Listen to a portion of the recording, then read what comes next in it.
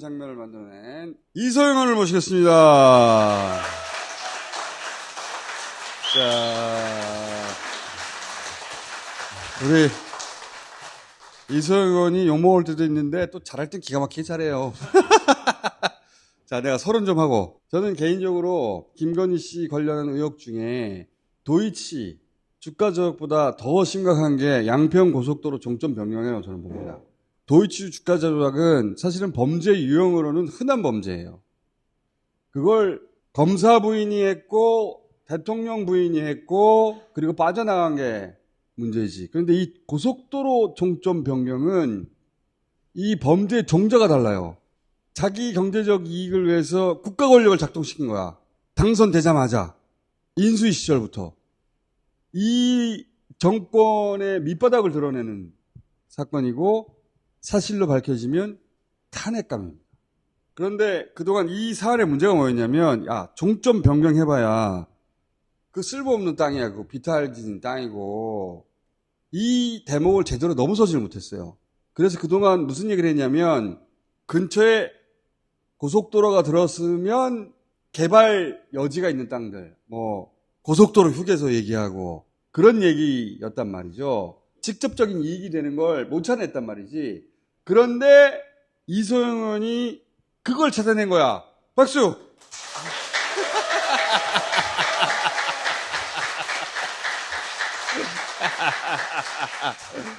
이거는 칭찬받아야 돼요. 아, 근데 제가 진짜 다스베이다에 감사드립니다. 요즘 양평고속도로에 아무도 관심을 안 가져주시고 다들 명태균 씨한테 굉장히 빠져 계신 상황인데요. 이렇게 불러주셔서 감사합니다. 나는 심각하다고 생각하거든요. 이 사건의 본질이 당선되자마자 이런 머리를 굴렸단 말이야. 그리고 국가 권력을 움직였단 말이야.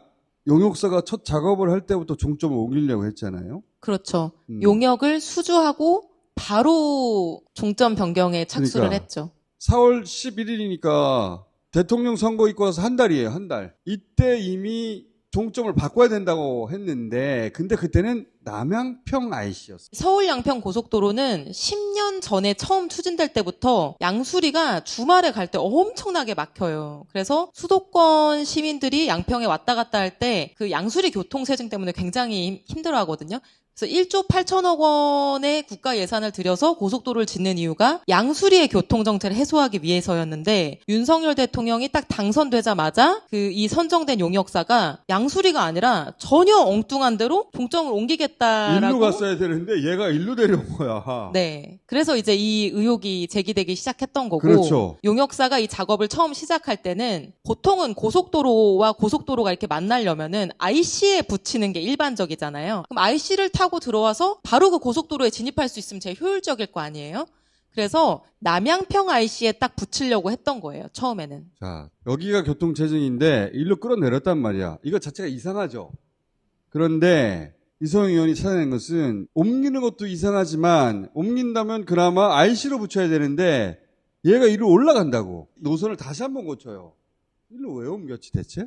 이렇게 끌어올리면 여기 김건희 일가의 땅이 있어요. 근데 개발이 어렵기 때문에 이거 가지고는 뭐 돈이 될 것 같지 않고 개발하기 좋은 땅 이걸 다 주목했었잖아. 저기 B라고 돼 있는 데는 산비탈 땅이고 저도 가봤는데 상속받은 땅이 대부분이에요. 아니 그래서 상속은 받았는데 뭐 이거 팔 수도 없고 개발도 안 되고 처분이 어렵잖아요. 산비탈 땅을 누가 돈 주고 사겠어요? 근데 저 산비탈 땅을 위해서 고속도로를 옮겼을 것 같진 않은 거예요. 그래서 이제 작년에 국정감사를 할 때는 저 A라고 하는 정말 개발하기 좋은 공흥지구하고 모양도 비슷하고 크기도 비슷하고 이런 좋은 개발하기 좋은 땅이 있었거든요. 그리고 저 땅은 김건희 여사 일가가 산 땅이에요. 거기 아파트도 지을 수 있고 호텔도 지을 수 있고 그러면은 저 땅의 가치가 근처에 서울 가는 고속도로가 생기면 몇십 배로 뛰는 거 아니야? 그걸 위해서 고친 거 아니야? 이제 이런 얘기들을 계속 했었고요. 그랬죠. 당시에는 저 산비탈 땅에는 관심을 갖지 못했어요. 막상 가보고 나니까 개발이 안 될 것 같은데 그냥 이렇게 생각하고 잊어버렸던 거예요. 이 땅은 물려받은 땅인데 별게 없다. 뭐 창고 정도 지어놓고. 그런데 이렇게 고속도로가 걸쳐가는 거예요, 이게. 저 그림이 네. 사실 작년에 처음 이 양평고속도로 문제가 터졌을 때 JTBC가 보도했던 그림이에요. 그래서 이렇게 확대해 보니까 두 개가 겹친다라고 하는 거를 JTBC가 보도를 했었는데 작년에 이미. 그래서 뭐 그러니까. 그냥 지나간 거예요. 고속도로 다들. 옆에 개발도 못 하는데 이렇게 된 거지. 근데 이번에 모든 자료를 다시 다 들여다보다 보니까 제가 놓친 게 두 가지가 있었던 거죠. 첫 번째는 종점이 한 번 변경된 게 아니라 두 번 변경됐다는 거를 별로 생각을 못 하고 있었고, 그리고 이 노선하고 토지하고 딱 붙어 있는데 예쁜 땅에 너무 집중하고 있었기 때문에. 근데 작년에 뭔가 뭘 본 것 같은데 하다 보니까 이걸 봤어. 이게 생각이 난 거예요. 작년에 언론에 엄청 보도됐던 사진들이에요. 그쵸. 처가 땅이 어디야? 다들 기자들이 막 몰려가서. 갔더니 흑염소도 있고 칠면조도 있고. 근데 이제 와서 생각을 해보니까, 아니, 최은순 씨 일가가 축산업자도 아니고, 뭐 흑염소 영양탕 하시는 집도 아니고, 저 흑염소랑 칠면조가 있을 이유가 없잖아요? 혹시 보상금을 늘리려고 저거 키운 건 아닐까? 그래서 이제 장관한테 질문을 했더니, 장관이 우물우물 하더니 보상 대상이 아닌 것 같습니다. 이렇게 답변을 했어요. 첫째 날 국감 끝나고 그 다음 날 이제 바로 다시 양평을 가봤더니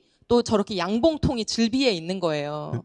특별히 저 위치가 뭐 양봉이 잘 되는 위치도 아닐 것 같은데. 그런데 토지 보상에 관한 법률 시행 규칙을 보면 꿀벌도 있고 네. 닭이 있고. 칠면조가 이제 닭에 포함되거든요.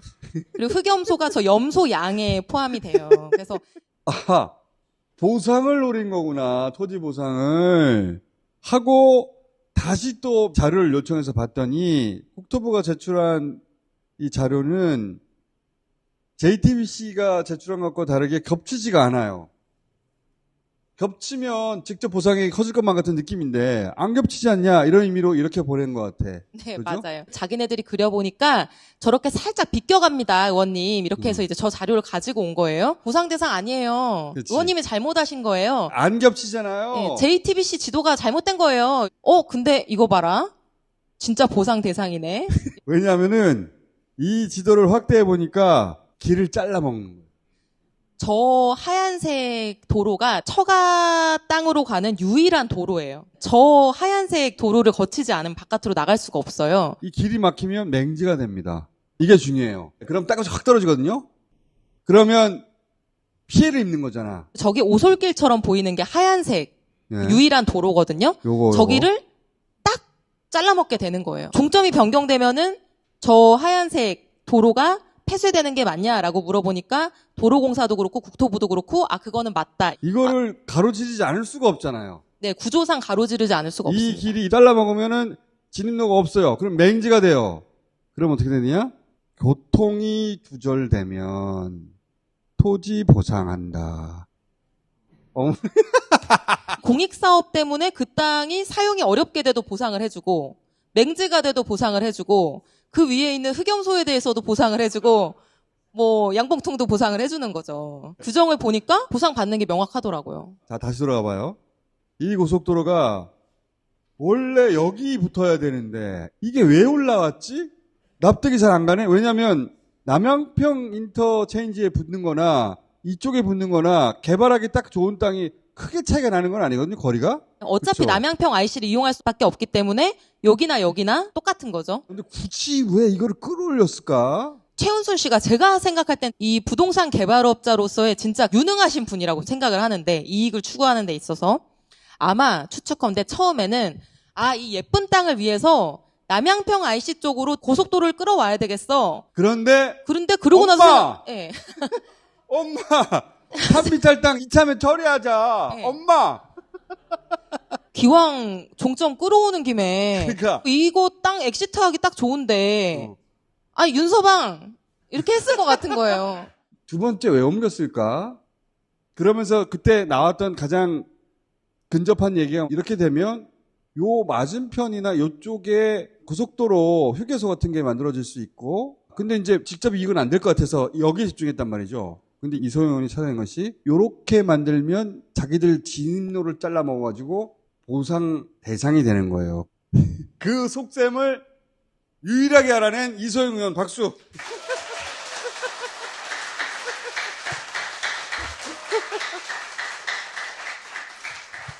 아니 누가 토지보상법에 뭐 교통이 단절되고 맹지일 때 보상해주는 것까지 알겠어요. 그 칠면조가 닭으로 보상받을 수 있다는 것도 지금 다들 모르시잖아요. 근데 제가 이게 합리적인 의심이라고 생각하는 이유는 최은순 씨 일가 정말 전문가들이시고 토지 보상을 여러 번 받아보신 경험이 있는 분들이에요. 그래서 제가 네. 사례를 몇 가지 말씀을 드리고 싶은데 우연하게 알게 된 이제 몇 가지 사례가 있습니다. 이거보다 아마 저는 사례가 훨씬 많을 거라고 생각을 하고요. 제가 아는 것만 알려드리는 건데요. 2001년에 아산시 배방읍에 갑자기 땅을 삽니다. 2001년에 땅을 샀죠? 근데 2002년에 1년 후에 갑자기 철도청이 그 땅을 수용합니다. 어떻게 알았는지는 모르겠지만 신기하죠? 그리고 나서 2년 후에 나머지 땅이 LH에 또 수용이 됩니다. 그래서 LH에서 받은 하루에 입금된 돈만 129억 원이거든요? 이 배방읍의 개발 타이밍을 정확하게 알고 산 거죠. 추정컨대. 그리고 또 다른 사례가 또 있어요. 근데 이 땅을 보시면 되게 재밌는 게 97년에 상속을 받거든요. 이건 또 다른 땅이에요. 이것도 산비탈 땅의 이제 일부, 우리가 본 땅 말고 이제 다른 곳인데 상속을 받고 뭐 개발도 안 되고 아무 쓸모도 없으니까 방치해 놨던 거예요. 근데 갑자기 무슨 이유에선지 2003년부터 지목 변경과 필지 분할을 시작합니다. 더 가치가 높은 대지로 변경이 되고요. 산비탈인데 갑자기 어떻게? 그리고 필지 분할이 완료가 되거든요. 그리고 나서 바로 다음 해에 국토부가 수용을 합니다. 근데 수용 보상금을 책정할 때요. 필지 분할이 돼 있으면은 더 금액이 올라가고요. 임야일 때보다는 당연히 대지일 때가 금액이 훨씬 높거든요. 국가 SOC 사업이 추진될 때마다 그 보상을 받기 위한 최적의 컨디션을 딱 만들어 놓는 이 치밀함을 저는 이 사례에서 알 수 있겠더라고요. 토지 보상에 관한 한 축적된 경험과 노하우가 있는 거예요. 이 앞의 사례들은 개발 정보를 어떻게 했는지 모르겠지만 입수한 사례라고 하면 이거는 만들어낸 사례죠. 그래서 제가 든 느낌은 진짜 이게 누룽지까지 막 박박 긁어먹으려고 했던 거구나. 정말 치밀하다. 박수!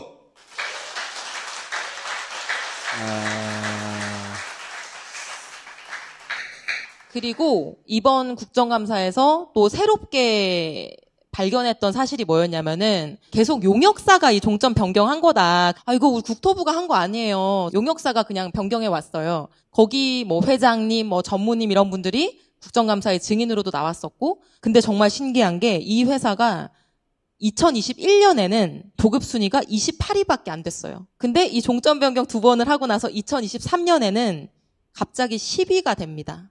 수주를 싹쓸이합니다. 광급 공사들을.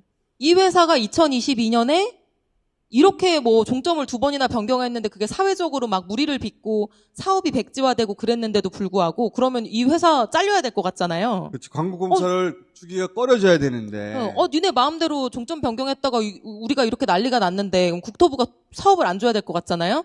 근데 2023년에 싹쓸이를 해요. 아이고 스트레인지해라. 2023년에 수주액이 무려 60%가 상승합니다. 저는 이거 특검 대상이라고 보는데 너무 의심스럽잖아요. 그리고 너무 아기가 딱딱 맞잖아요. 이거 돈 보상금 받아간 거 아닌가? 아직은 보상 공고가 안 나왔다고 하니까 공식적으로는 보상을 안 해준 것 같은데 근데 이 일가가 또 워낙 출중한 능력이 있는 분들이라 타의 추종을 불허하죠. 어떤 식으로든 보상을 일부라도 받지 않았을까? 그것도 알아봐 주세요. 알겠습니다. 뭐가 우리가 놓친 게 또 튀어나올 수도 있어요. 그거는 이제 이소영 의원이 할 수밖에 없어 이제. 내년 국감에 아마 또 놓친 게 기억날 것 같은데요. 내년까지 어쨌든 갈 수 있을까? 못 가겠죠? 아마도. 오늘 여기까지 하겠습니다. 네, 감사합니다.